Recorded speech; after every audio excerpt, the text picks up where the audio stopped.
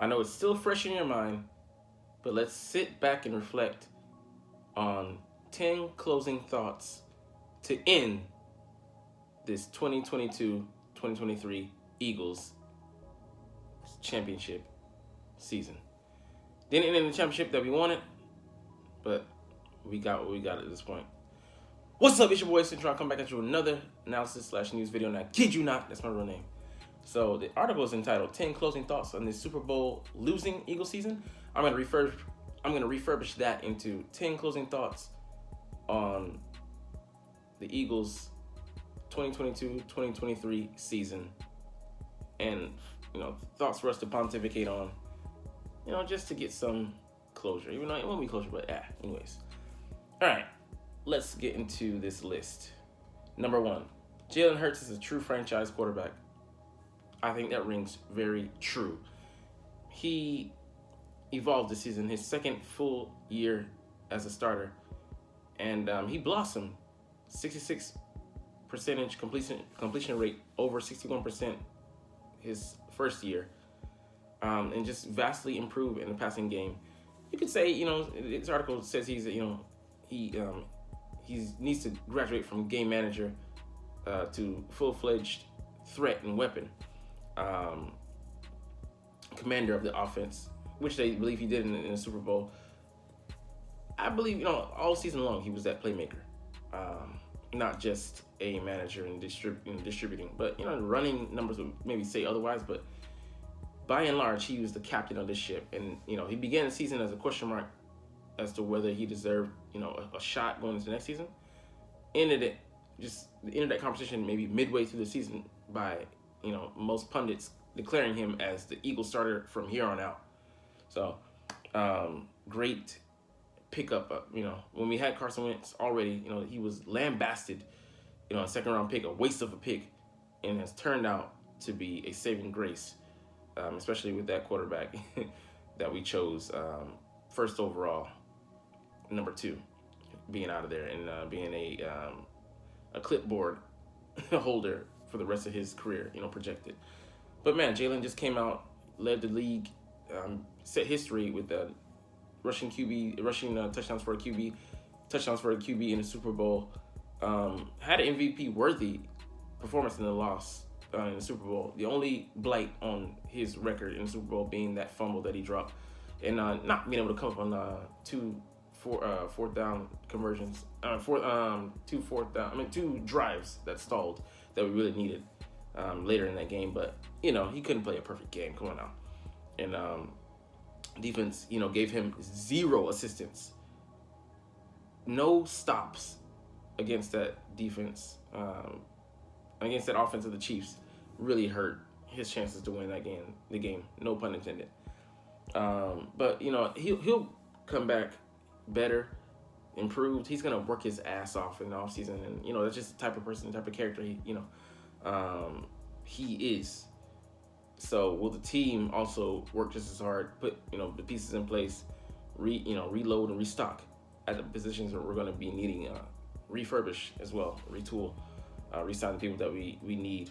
So we'll see. But Jalen Hurts is going to do Jalen Hurts. He's going to improve. He's going to get better. He's going to put his nose to the grindstone and work. So man, we hit big on this quarterback. So let's get to number 2. I need to see more from Jordan Davis. Man, absolutely, man. He came in and gave us a run player, which is, what he was known as being, the massive behemoth, 6'6", 340 guy that he is.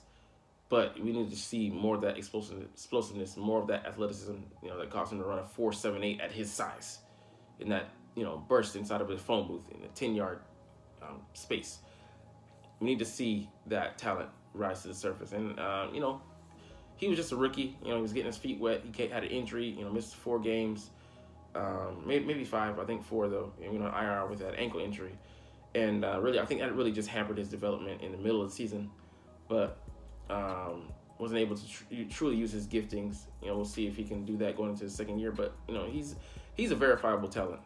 He passes the eye test more than easily pass the eye test. But he has a talent to back it up as well, and I think the hard work and dedication. We'll see players often make their biggest leap in between their rookie years and their second year in the league, and we'll see if that holds true for him. So, a lot of faith in him on that front.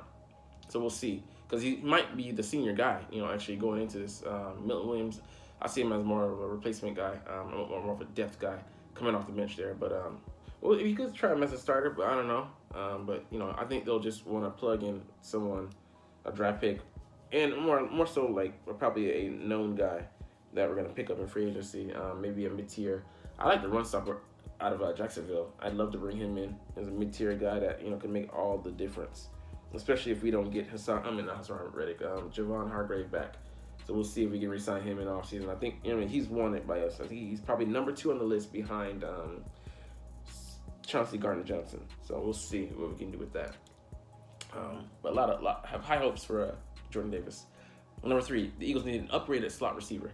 This was a big one, man. Quez 2021 was great in his role. 600 yards, a couple TDs, I think.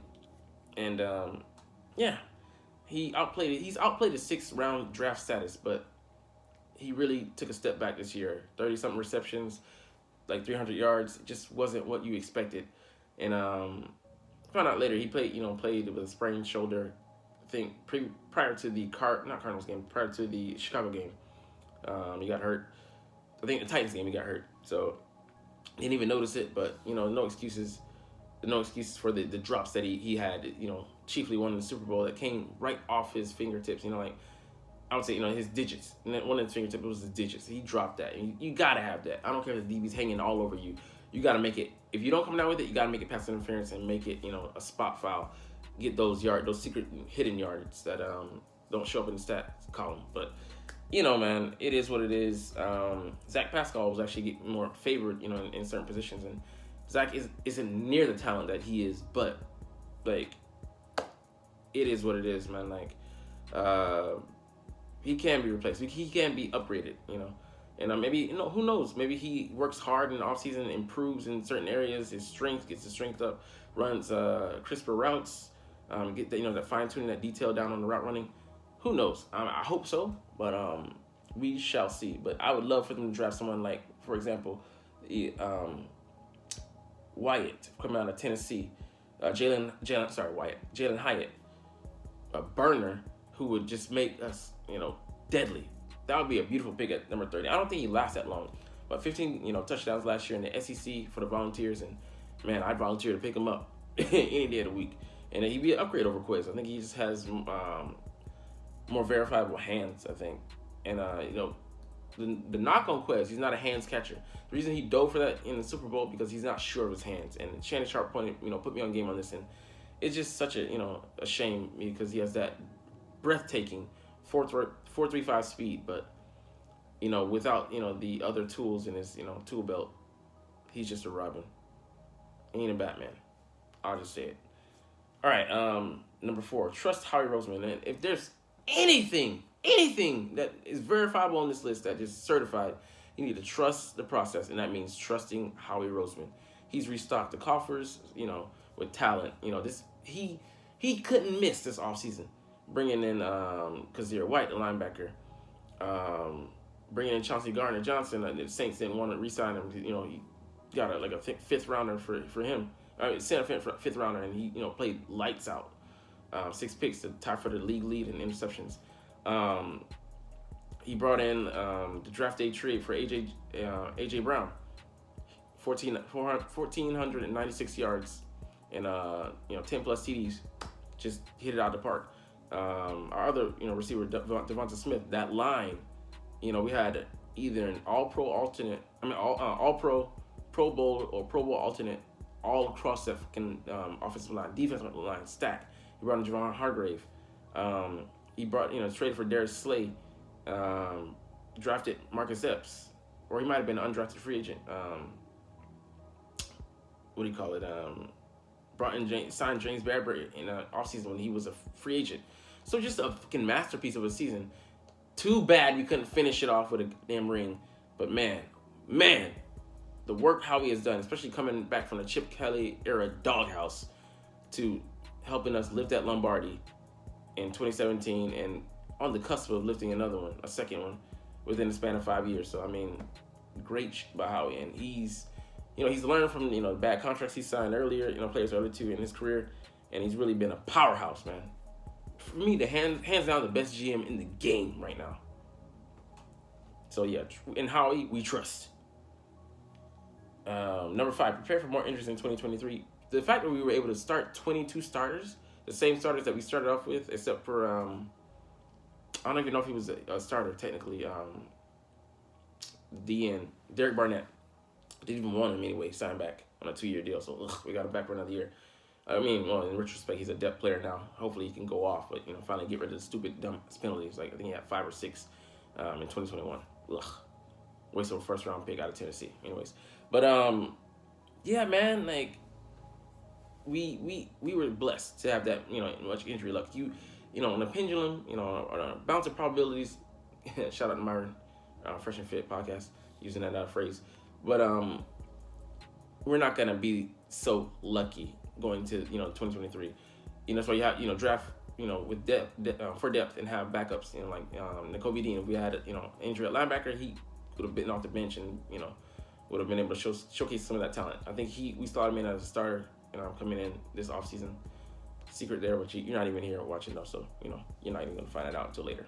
But yeah, man, like I think that we have we had superb quality and depth, and hopefully it's gonna carry us next year because we're most likely gonna need to cash that luck chip in. But Kelly though. All right, number 6, the Eagles need to overhaul their approach to special teams. Man, we got beat for a 65-yard punt return in the fucking Super Bowl, the biggest game of all games, and we got fucking burned.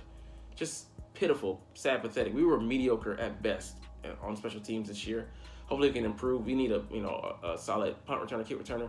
Hopefully we can get a guy that is like a third running back or like fourth or third wide receiver that can be a game breaker. Hopefully our fourth wide receiver. I don't want to expose a key cog to our offense, to damage or injury risk. But I think that that person that we draft, and also a punter as well, he's just horrible. Not horrible, but bad in the Super Bowl, and just decent, just so. Aaron Sipos, we can improve on him. We're set with our kicking specialist, Jake Elliott, magnificent. But a punt returner, kick returner that doubles and moonlights on offense / is key cog on offense. That has wiggle and fast burst vision would be so helpful. So if we can improve and get you're gonna have the same coach, so we'll see what he can work with. Give him some more. There's some pieces there, but we just need to overall improve in that third hidden facet of the game, hidden yardage. Number 7, put your extraordinary Super Bowl complaints away by the end of the month. I'm gonna struggle with this one. Man, it's going to be tough. Because it's not just the way we lost, but also the quality of that field out there. And say what you want. Our pass rush suffered greatly due to that field. And we couldn't get the same push off that, we needed. Like the players report, I heard, watched the New Heights podcast with Jason Kelsey. He said players came back out from the field and were like, it's atrocious. It's horrible. And we saw the result in the game. Our slip and slide records, and there's no trick daddy on our team. Like, it's just horrible, man.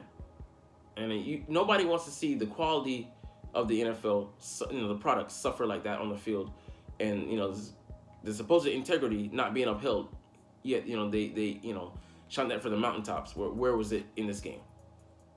So I don't want to hear that. But it is what it is. It's gonna be a bad taste in my mouth. Like I think I'm gonna have to go to the Travis Kelce route and just completely erase this from my mind. Get rid. Just put that trauma into a deep dark corner of my mind and just forget about it because it's horrifying. It's fucking horrifying, and it's traumatic. And I think the more that I think about it, the more that I pontificate on the game, the more that I look at images, I'm sickened because we had a fucking good shot to win a fucking second chip in 5 years, and this one would have been so much more. Because, we would have verified so many things. We would have fought differently. We would have been, we would have stood up to the preseason hype and the midseason hype, and we just fell short. Fuck you, Gannon, and no thank you. But, it is what it is at this point. I'm going to try to get over it. We'll see if I can. Number 8, dog mentality matters. Yeah. Devonta Smith, A.J. Brown, Jalen Hurts. Those 3 guys. And so many, he'll get so many people across the team. But, man, just, that kind of mentality, just beast. Littered across our freaking squad. Like, Devonta Smith, most of all, like, case in point, so skinny, so small, undersized. But he got that dog in him. You know what I'm saying? That he's a, fuck y'all. Anyways, yeah, come out to me if you want. You ain't watching it, but anyways. But yeah, man, like, we need more of those type of guys. Evaluate that on film. Evaluate that, in the pre-draft process. Has he got it in him? Can he make it in Philly? If not, then, hey, good player, let him go to another team, but he ain't for us. And these 2, yeah, it was fun, but for me, it'll always be ending on that sour note, so, we'll have a asterisk by it. All right, we're just going to cover a little bit of other news. Eric Bieniemy, the Chiefs offensive coordinator and former running back coach, has accepted a job. He's going to the Washington Commanders to become their OC. So for him, this always was about like a lateral move, but it being where he can get the shine, finally get the recognition for the job that he's done in KC. Him coaching under Andy Reid, he will never get that, and therefore his path to wanting a head coaching shot someday will never be realized because, he'll never be able to outshine that brilliance that covers all there in Kansas City. But kudos to him. Right mind. I don't know if he'll be able to elevate, lift that squad there in DC, but we shall see. Dak Prescott expects a change in Mike McCarthy's attack, and he's gonna do the coaching. Like historically speaking, it hasn't turned out well, for coaches that double dip and play calling duties. But hey, let him try. As long as you got Dak there, it doesn't fucking matter. That nullifies the argument because he just was a turnover pick machine. I think had 7 or 8 games this year streak, games of having a pick thrown, and it came back to bite him, just being careless with the football. Just those tools there, the wide receiver that were not the best he's had. Thank Jerry Jones for that. They traded away their starting receiver in Amari Cooper. And hey, for pennies on dollars, a 6th-round pick or something like that. So just you hurt his options there, limited Dak, and then he was pressing this year. So keep pressing. I'm an Eagles fan, so cry Cowboys cry. DK Metcalf wins the celebrity dunk contest or whatever. Who cares? David Carr is set to visit Jets this weekend after his official release from the Raiders. Would be a good fit there. I think that's his number 1 option that he should be looking at over the Saints, over the Panthers, and over, I think, for some other squad. Covered in yesterday's video, but you're not even here. So anyways, that's it for our video today. So we're going to get out of here. Fly, Eagles, fly. And let's motherfucking go! Like, comment, share, subscribe if you want. Thanks for watching.